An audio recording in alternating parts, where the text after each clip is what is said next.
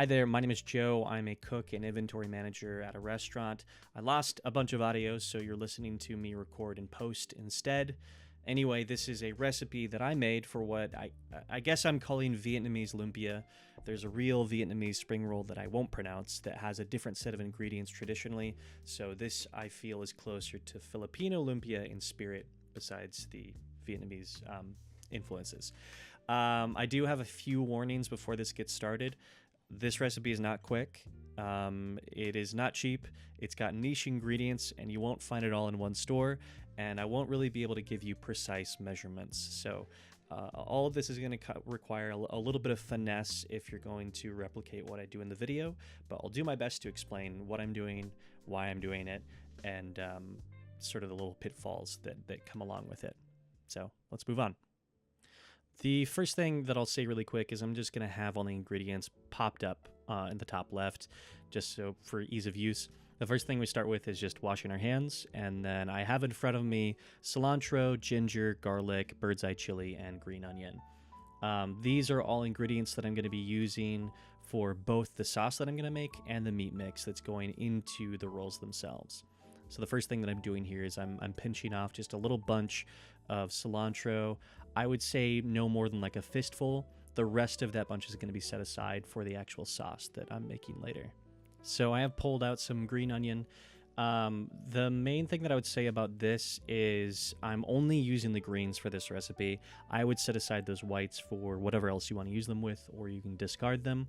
I just keep them if I want to cook them off and put them in something else entirely. I'm not looking for a ton of super cooked flavors here. I want everything to be really fresh and bright.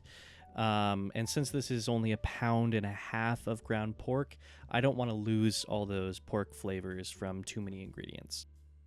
The green onion, I want to say somewhere in the range of like 4 or 5 stalks at most, and just the greens. The mint that I'm pinching off here, somewhere around 5-6 leaves. The mint isn't going to be the strongest flavor in the actual meat mix. That's going to be really heavy in the mint sauce. What I'm doing here is I'm using the edge of a spoon to peel off the skin from the ginger. That's probably the easiest way I could think to do it. And like magic, a fully peeled little knob of ginger. 2 bird's eye chilies. I'm just taking off the stems right here. Save for the ginger, all of these ingredients that I have on the cutting board here are going to be chopped and then rolled together. The rolling method is a little bit extra. That's just something that I like to do since I want all these ingredients fully broken down into little pebbles so that it incorporates into the meat mix more evenly. So that's what I'm about to do here. First, I guess I'll be doing a little rough chop, and then I'll just speed up through this so that you don't have to endure 3 minutes of rolling herbs. And even still, I think that for the product that I'm getting out of it is quite a bit less time than I would be spending just slamming my knife away at the cutting board. Now that those are done, we have that separated off. And besides the ginger, that's all of the fresh herbs that are going to be going into the meat mix itself. As far as the ginger goes, I'm not using a knob much bigger than the length of the bottom of my thumb to the top of my thumb. And I don't know, top of my thumb to the knuckle is probably about how much ginger I was using. I can't say that I was measuring it, but I give a little difference there as far as how much I was using. Just to note, if you're using a microplane, make sure you're not going back and forth on the blades. Make sure you're only pushing forward just so you don't bend those down while you're grating your ginger or really anything else. So that's the ground pork put in the bowl. It's about 1.5 pounds. I usually just only use 1 pound. I don't really need that many rolls. But the first ingredient I'm going to be putting in is some garlic. I would say maybe 2 cloves at the most. I just pinch out a little bit there because that felt like a lot. A lot of the ingredients that I'm going to be putting in here, I'm not measuring at all. It's kind of more by feel. There's just a few splashes of rice wine vinegar going in right there. Set that aside. And then I have hoisin sauce. This I would say is pretty close to just about a tablespoon. I wouldn't do much more than that. That's a pretty strong sugary flavor going in. Fish sauce, that stuff is also really strong. I'm going to be using a lot more of it in the mint sauce than I will be here in the meat. That's Magi seasoning. I suppose you could sub for soy sauce, but it's just like a very distinct Vietnamese ingredient. That's white pepper. I I kind of wish that I could have pinched out some there. That ended up being a lot. And then that's some MSG going in. So this right here is lemongrass powder. Kind of hard to find ingredient. If I were to sub that out, I would probably use just 1 or 2 stalks of fresh lemongrass. Make sure you pound it with a mallet or a heavy spoon, and then chop that really fine. Use an herb roller if you have it. But I believe what I put in there is close to a tablespoon and a half of lemongrass powder.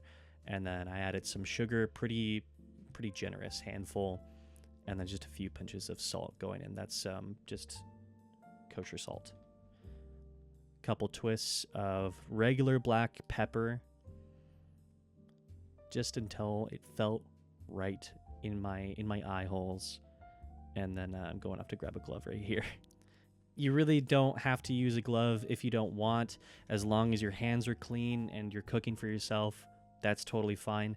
I mean, I'm cooking for myself right here. I'm not making a meal for 200 people in a dining room. The only reason I'm using a glove is just because it feels better and more comfortable for me, just since that's what I wear at work. As far as how heavy I'm mixing this, I don't think that you could overmix it. I certainly think you could undermix it, just because all the ingredients won't get incorporated fully. But I think the worst thing that could happen in overmixing is it ends up a little bit tight and chewy, which I think there are worse things that you could do to a spring roll. Now that that's sorted out with the meat mix, we're moving on to the mint sauce. I'm grabbing some extra green onion. I'm treating this the same way. I'm only using the greens. Set aside those whites. Bit hefty right here. I think I actually take out a little bit of the green onion in the blender later, just since it felt like a lot in the jar. Next is the cilantro from earlier. All I did to get that ready is just take off the stems. And then I have 3 bird's eye chilies here. These are there's not mold on those, by the way. That's just ice from them coming frozen. These are maybe a little bit hard to find. They're called Capsaicin annuum. They're in like the jalapeno serrano bell pepper tree. That package right there is what you're going to be looking for in the frozen section. They definitely come fresh in Asian grocery stores as well. Now, as far as mint goes, this is a pretty hard one to gauge, just because mint, you can definitely put too much in this sauce, because I'm using avocado oil to bind the sauce together. The essential oils in the mint are dissolvable in oil, so it can come off a little bit strong. I end up, blending it together, using a lot more than I put down right here. I think this is maybe 7 or so leaves, and then I put in a whole pinchful more later, just since I felt like I wasn't getting enough of that flavor coming through. A lot of the other things in the sauce are pretty overpowering. So first thing I'm going to be putting in here is the cilantro, then the green onion. Those are just going to get stuffed right in there. And as you can see there, it just kind of felt like more than it really needed, that huge handful of green onion I had. So to make myself feel better, I took a little bit of that out. There's the mint going in. There's the bird's eye chilies, just whole. I didn't really feel the need to rough chop them beforehand, just since it's all getting blended together. And then fish sauce, pretty heavy on the fish sauce here. Maybe even like a full half cup. Just because that's a pretty big part of the flavors coming together. That's the Magi seasoning going in, just a few dashes, maybe 4 or 5. And then there's rice vinegar. Just a little drizzle, 1/4 cup tops. And then lime juice. There is a lot of lime juice in here. I think I used the whole rest of the bottle after I was done mixing this together initially. And then the rest of it is just salt, MSG, lemongrass powder that I put in later. There's the knob of ginger. That's just what I had left from grating. I added more as well. That's sugar. Full tablespoon of sugar. You want some sweetness to come through for sure. That's the MSG. Half teaspoon. And then a few sprinkles of kosher salt. And then that just about does it as far as the raw ingredients that go in. I'll pop that lid on. Oh yeah, garlic. My bad. Sorry, we're watching this together to a certain degree. 2 cloves. And then just setting the blender to manual, blending that all together, get that started, and then I'll pop open the avocado oil and just slowly drizzle it in. It really wouldn't make much of a difference. I just do that so that I'm watching the sauce come together, and I stop pouring once it starts to look good to me. You really couldn't overblend this. I don't think so anyway. If you want more of like a coarse chimichurri type feel, then I definitely say this would be too much. But I just want it very dippable for the rolls so that it actually sticks to them, and is easy to get a good portion of it. A little green onion survived. I decided it gets to live as a reward. And here begins my first round of just tasting and adjusting. That I decided probably needs a little bit more MSG, more acid. I was feeling okay about the heat. And so there's more lime juice going in, just a little splash.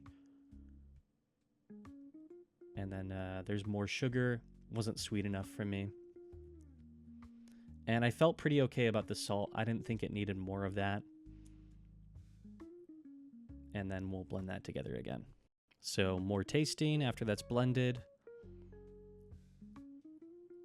And as far as what I thought, looks like I was pretty happy with it. I think it just needed a little bit more vinegar. And what else more lime juice, yeah. And then, so I had the lemongrass powder on hand. I don't think I originally put it in the sauce, but I decided, why not? Just get all the citrusy flavors in there that I can, This is when we're going to move on to the actual rolling process. I have in front of me the meat mix on my left. I have a flour and water mixture up top, and then I just have a plate to my right that I'm going to set the rolls onto. The scoop that I have is a tablespoon scoop. For this size of spring roll wrapper, I felt like it didn't really warrant any bigger than that. As far as how I'm going to portion it out, scoop and then scrape off the top. I just want something really consistent so that they're all around the same size, and that felt like the best way to do that to me. Even if you get some little edge laces like that scoop in the middle. I'm not going to pretend that I have the best technique in the world, but there's 2 ways you could do it. You could distribute the meat mix before you start rolling it, or you could do what I do, which is just distribute the meat mix as I'm rolling it into the roll.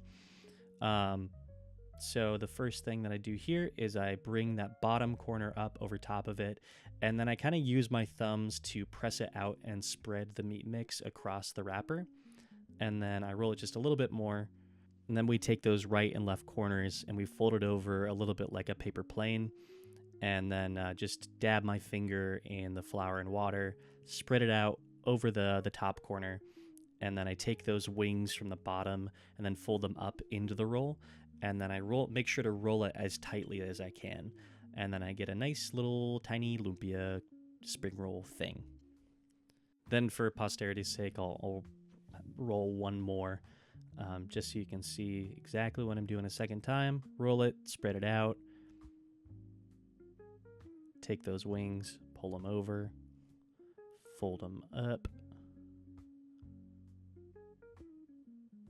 There you go. And then take the flour and water, spread that out over the top. And then those little sides, they like to get away from you, so just kind of pull them in as much as you can, so that they're actually staying underneath it, and you're not getting little flared edges on the sides of the roll. And that's just purely for aesthetic purposes. And then I do the rest of the rolling off screen. Took a while, and here they are after they're done rolling. Now we know that 1.36 pounds of ground pork comes out to about 1 metric a lot.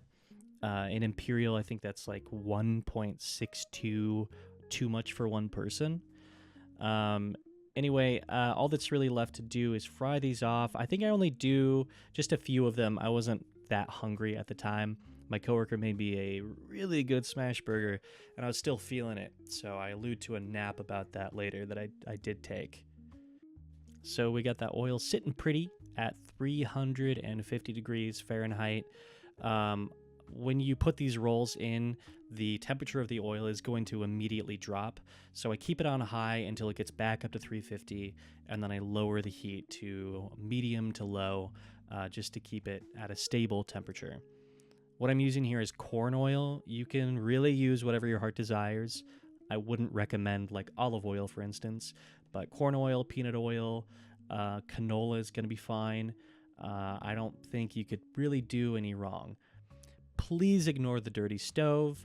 I don't think many of you would like to work at 6 in the morning and then come home and clean a stove either. I need you to suspend your disbelief while you're watching this, if you do me a favor. So, been a few minutes, gonna pull one out here. That's not done. So what you can see right there is the brown where the meat is the most exposed. It's just like a nice golden color, and then the roll all around is pretty blonde. That's going to be raw in the middle. I wouldn't recommend pulling that out and eating it then. So we just want to let it run for a bit longer, and you'll see what that looks like. And that right there is pretty much perfect. You can see on the dark spots on the meat, that's either like burst and popped out of the spring roll, or it's just pretty dark. And that's the color that we're looking for, just so we want it cooked all the way through. These actually go pretty fast. I don't think it was any longer than 10 minutes. But there's 2 ways that you could do this if you feel skeeved out by biting into a roll that you're not totally certain about. You could temp it, certainly. You could cook it longer. You do run the risk of overcooking the spring roll wrappers. Or you could actually pre-cook the meat mix, refrigerate it, and then roll it into the wrappers and then fry them off then. That does add a lot of steps, though, is the main downside there. So now I'll throw it over to my reaction. I actually managed to get my mic fixed by that point, and you'll be able to hear what I thought after tasting it live. So here's the green minty sauce from earlier, and then the completed roll. I'll give it a quick little taste. Oh, that's hot. Yeah, it's good. Ugh, nap time. Thank you so much for watching from me and my dog. This is Kuma right here. If this is kind of the thing you want to see, please let me know. Subscribe, like, punch a Nazi in my honor, and I'll see if I can come up with more recipes that I think are pretty good. Thank you.